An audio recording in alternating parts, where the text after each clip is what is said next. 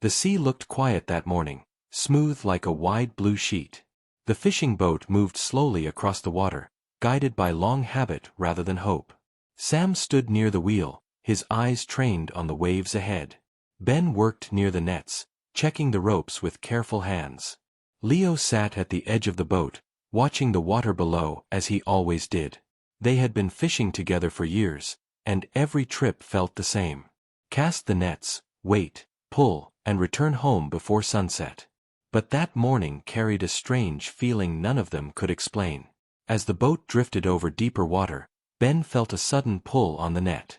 It was not the normal kind of movement caused by fish. This was heavy, slow, and stubborn. Ben leaned back and pulled harder. The rope burned slightly against his palms. He frowned and called out to Sam. Sam cut the engine, and the boat fell into silence except for the sound of water brushing the sides. Leo stood up and peered into the sea. The water was clear enough to see dark shapes below, but what he saw made his chest tighten. Something large sat beneath the net. It was not moving. It did not look natural. Its edges were straight, sharp, and smooth, unlike rocks or old wreckage. They worked together, pulling the net inch by inch. The effort left their arms sore and their breathing heavy. Slowly, the object rose closer to the surface. Water spilled away, revealing cold metal shining under the sun. The fishermen froze when they finally understood what they were looking at. It was a container. Not old, not broken, not damaged by the sea. It looked new, strong, and carefully built. The metal surface reflected light as if it had been placed there recently. Sam stared at it, his mind trying to make sense of what his eyes saw. He had spent most of his life on the sea, and he knew what belonged there and what did not. This did not belong. Ben ran his hand over the side of the container. It felt smooth and solid. No rust. No cracks. No sign of age. That alone made his stomach turn. Anything left underwater would show marks of time, but this looked untouched. Leo noticed numbers carved into a small metal plate on the side. The numbers were clear and sharp. He read them quietly, though he did not understand their meaning. The silence between them grew heavy. None of the men spoke, but all of them felt the same fear and curiosity. Sam decided to tie the container to the boat so it would not sink back down. As they secured it, he took out his phone and snapped pictures. His hands trembled slightly. He knew this was not something they could ignore or hide. Whatever this was, it was important, and someone would come looking for it. As they moved slowly toward shore, the mood on the boat changed. The sea no longer felt peaceful. Every wave felt louder. Every distant sound made them glance over their shoulders. Ben kept imagining another boat appearing behind them, moving fast and silent. Leo tried to calm himself, but his thoughts ran wild. When they finally reached land, the sun was already leaning low in the sky. People noticed the container immediately. It was impossible to miss. Shiny metal, strange design, and enormous size. Curious faces gathered around. Phones came out. Voices whispered. No one had answers. Soon, officials arrived. They blocked off the area and asked questions. Sam explained how they found it. Ben showed them the pictures. Leo pointed out the numbers on the metal plate. One expert crouched near the container and studied it closely. His calm face slowly changed. He stood up, stepped away, and made a phone call. His voice was quiet, but serious. That was when fear truly settled in. Hours passed. The fishermen sat together, barely speaking. They watched officials move around the container, take notes, and make more calls. Finally, one man approached them. His expression was controlled, but his eyes showed tension. He told them the container was worth around $90 million. The words hit Sam like a wave. Ben felt dizzy. Leo's mouth went dry. None of them had ever imagined a number that large. They lived simple lives. Money was always tight. And now they were sitting beside something worth more than they could ever earn in their lifetimes. the official warned them to stay quiet. He said this discovery could attract dangerous attention. The container was moved to a secure place that same night, under heavy watch. As the fishermen returned home, their thoughts refused to rest. Sam lay awake, staring at the ceiling, wondering who owned the container and why it was hidden underwater. Ben kept replaying the moment the net grew heavy in his mind. Leo felt a deep unease, as if they had stepped into something far bigger than they understood. None of them knew yet that this discovery would pull them into secrets, powerful people, and choices that would test their courage. And this was only the beginning. The next morning arrived too quickly for Sam, Ben, and Leo. None of them had slept well. Their minds were full of questions, heavy like the sea itself. The image of the metal container kept returning again and again. Every small sound during the night felt louder than usual. Every shadow seemed deeper. Life no longer felt simple. By sunrise, officials were already back at the harbor. The area was closed off, guarded, and watched closely. The container was no longer visible, but its presence was still felt. People whispered about it in the streets and near the docks. Rumors spread faster than the tide. Some said it held gold. Others said rare items. No one truly knew. Sam, Ben, and Leo were asked to come to a small office near the harbor. The room was quiet and cold. A man in a neat shirt sat across from them, his hands folded calmly. He spoke slowly and clearly. He thanked them for reporting the container and said they had done the right thing. Then his tone changed. He explained that the container did not belong to any registered ship or company. It was not lost cargo. It had been hidden on purpose. That made the situation serious. Very serious. He warned them that people connected to the container might try to reach them. Ben felt his heart pound. Leo swallowed hard. Sam stayed quiet, listening carefully. The man advised them to stay alert, avoid sharing details, and report anything unusual. After that, they were allowed to leave. Outside, the air felt heavy. The sea breeze no longer brought comfort. Sam suggested they stay together for a while. Ben agreed. Leo nodded. None of them wanted to be alone. That afternoon, strange things began to happen. A black vehicle passed slowly near Sam's house, then disappeared. Ben noticed someone watching him from across the street when he went to buy food. Leo received a phone call from an unknown number, but no one spoke on the other end. Each small event added to their growing fear. They met again that evening at Sam's place. The lights were kept low. Curtains were closed. The sound of the sea outside felt distant and uneasy. Sam spoke first. He said they needed to be careful. Whatever was inside that container, it had power behind it. Ben admitted something that made the room go silent. While the container was being examined at the harbor, he had overheard two officials speaking quietly. They mentioned that the container held luxury items, rare materials, and valuable technology. Everything inside was sealed carefully, protected against water and time. That explained why the container looked new. Leo leaned forward.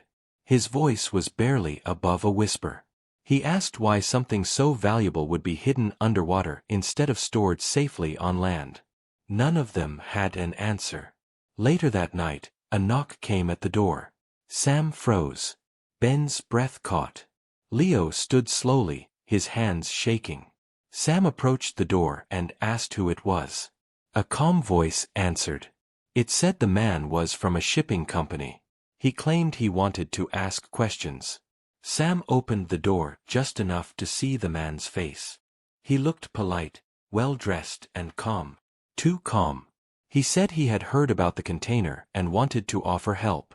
He asked for details. Sam felt something was wrong. The man seemed to know too much already. Sam politely refused and said everything was being handled by officials. The man smiled, nodded, and left without argument. But the smile did not reach his eyes.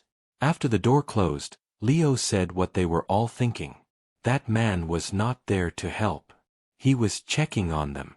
The following day, News spread that the container would be opened in a secure facility far from the harbor. Only selected experts would be allowed inside. The fishermen were not invited. Still, they could not stop thinking about what might be revealed. Hours later, Sam's phone rang. It was an official. His voice sounded tense. He told Sam that the container had been opened. Inside were rows of sealed cases, each marked carefully. The contents were worth more than anyone expected. Not just money but influence. Whoever owned it had planned everything carefully. That night, Sam, Ben, and Leo realized something important. Finding the container was not an accident. Their net had caught something meant to stay hidden. And now that it had surfaced, people were moving. Quietly. Carefully. Watching. Ben felt regret for the first time. He wished the net had broken. He wished the sea had kept its secret. Leo tried to stay strong, but fear crept into his thoughts. Sam knew they could not turn back time. They were already part of the story. As darkness fell, the sound of the sea returned, steady and endless. Somewhere beyond the waves, powerful people were making decisions. And those decisions were slowly closing in on 3 fishermen who only wanted a normal life. The shock was not over yet. The days after the container was opened felt unreal for Sam, Ben, and Leo. Life moved forward, but none of it felt normal. The sea was still there, the boats still rocked gently at the harbor, and people still spoke and laughed, yet something invisible had changed. The fishermen felt it in every step they took. Officials returned again, this time asking more questions. They wanted details, exact locations, times, and movements. Sam answered calmly. Ben struggled to remember everything clearly. Leo noticed how carefully the officials watched their faces. It was not simple curiosity. It was concern. That evening, Sam received another call. This one was different. The voice on the other end was serious and direct. The man explained that the container held luxury items and rare materials meant to be moved quietly across borders. It was part of a hidden operation that had been planned for years. The discovery had interrupted everything. Sam listened without speaking. When the call ended, he felt a weight settle deep in his chest. He gathered Ben and Leo and told them what he had learned. The truth made the room feel smaller. Ben paced back and forth. He said powerful people would not accept failure easily. Leo sat still, staring at the floor. He asked the question they were all afraid to ask. What if someone tried to blame them? That night, Sam made a decision. He suggested they speak to a lawyer provided by the officials. Not because they had done anything wrong, but because they needed protection. Ben agreed quickly. Leo nodded, though fear remained in his eyes. The meeting took place in a quiet building away from the harbor. The lawyer spoke clearly and calmly. He said the fishermen were not in trouble. They had acted responsibly. Still, he warned them that silence and patience were important. Attention would fade only if nothing more was added to the story. But attention did not fade. Strangers began appearing near the docks again. Different faces. Different vehicles. Ben noticed a man taking pictures from across the street. Leo felt someone following him one evening, though he never saw who it was. Sam kept his phone close at all times. One afternoon, an official asked Sam to come to the harbor alone. When Sam arrived, he saw the container again, now placed inside a secure area. Its metal surface looked the same as before, cold and silent. The official explained that investigators were tracing its path. They believed it had been lowered into the sea intentionally to avoid tracking systems. Sam asked why it had not been retrieved sooner. The official sighed and said plans had changed. Something had gone wrong. As Sam returned home, his thoughts grew heavier. He realized something important. The container was not meant to be found at all.